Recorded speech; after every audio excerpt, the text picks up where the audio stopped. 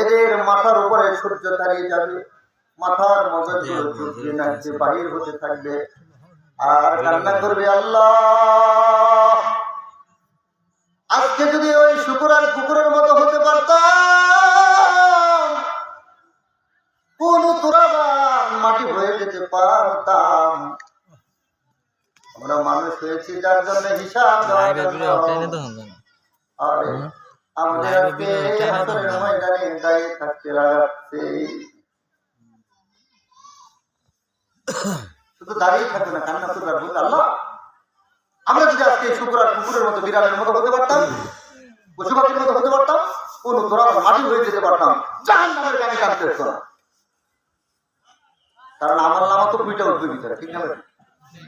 ওরা বুঝবে এই অবস্থা শুরু হয়ে গেছে, তার মানে কি ইয়ার যে কি যে হইল রাগিয়ে, বুঝেনি গ্রামবাসী, ঠিক না? হাসরের ময়দানে যে অবস্থা আমাদের জাহান্নামের ঘানি কাটতে হবে। এই জন্য বলবে শুকর আর কুকুরের মতো যদি হতে পারতাম, তার মানে কি স্পষ্ট ভাষায় বলতে চায় শুকর আর কুকুরের চাইতে এরা নিকৃষ্ট হলো কিনা? হ্যাঁ হয়েছে। কারণ শুকর আর কুকুর জাহান্নামে গেল, যায় না, যাবে ওরা? শুকুরও জাহান্নামে যাবে না, কুকুরও জাহান্নামে যাবে না। এইখানে এরা কি করবে না? জাহান্নামে জানে টানবে না, ঠিক না বেটে? জাহান্নামে যাবে কারা? যারা জন্মগত মানুষ, খালি জন্মটাই দিয়েছিল তারা। নামাজ করতে বলে বলে এক করতে বলে জীবন একদিন করবো, নামাজ রোজা রাখতে বলবেন রোজা একদিন লাগে, নামাজ বলবেন না। এদের জন্মগত মানুষ বলে আখ্যায়িত করবেন আপনারা।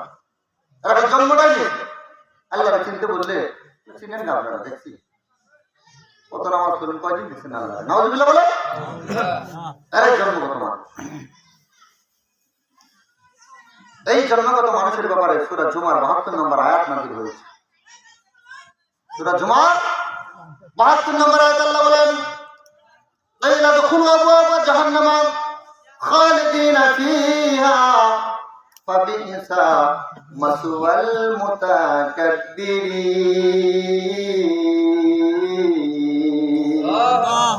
আল্লাহ তাআলা বলেন, এই ফেরেশতার দল,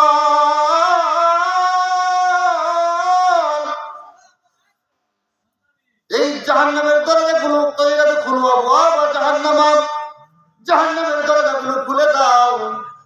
জাহান্নামের দরজাগুলো খুলে দেওয়ার পর ধাক্কায় ধাক্কায় জাহান্নামীগুলোকে, জন্মগত মানুষগুলাকে ধাক্কায় ধাক্কায় জাহান্নামের মধ্যে নিক্ষেপ করে দাও। জাহান্নামের ফেরেশতারা দরজাগুলো খুলে দিবেন। এরপরে পিছন থেকে ধাক্কাইতে থাকবে, ধাক্কাতে থাকবে জাহান্নামীদেরকে। জন্মগত মানুষ যারা দুনিয়ার জমিনে শুধু জন্মটাই নিয়ে আল্লাহকে চিনে নাই, আল্লাহর সাথে গাদ্দারি করেছে, আল্লাহর সাথে নাফরমানি করেছে, এদের ধাক্কায় ধাক্কায় জাহান্নামের মধ্যে যখন ফেলতে যাবে ফেরেশতারা, আল্লাহ তাআলা ফেরেশতারা ধাক্কাবে, সামনে ওরা পিছনের দিকে স্প্রিং করবে। কোন দিকে? পিছনের দিকে স্প্রিং করবে। মালায়েকাতি সম্প্রদায় ফেরেশতারা বলবেন, আল্লাহ আপনার এই জাহান্নামের দল, এই জন্মগত মানুষগুলো, এরা আমরা সামনে ধাক্কায় পিছনের দিকে স্প্রিং করে, সামনে যেতে চায় না, জাহান্নামে ফেলতে চায়, ফেলতে দিতে চায় না। আল্লাহ তাআলা বলবেন, হে মালায়েকাতি সম্প্রদায় ফেরেশতার দল, এদেরকে আমি দুনিয়াতে পাঠিয়েছিলাম, যদি বলছি তোমরা সামনে যাও, ওরা গেছে পিছনে, যদি বলছি পিছনে যাও, ওরা গেছে সামনে, যদি বলছি ডানে যাও, ওরা গেছে বামে, যদি বলছি বামে যাও, ওরা গেছে ডানে। কাজে ওরা এরকমই করে, ওদেরকে ধাক্কায় ধাক্কায় ফেলতে পারবা না।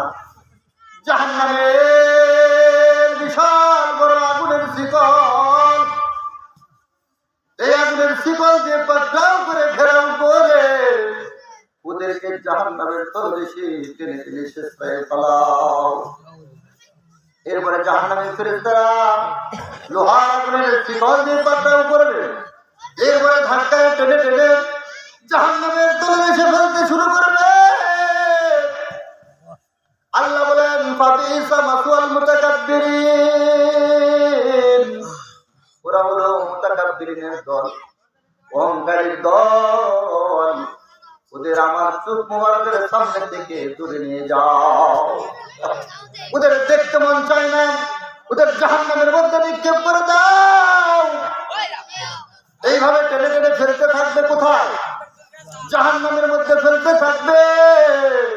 যেমন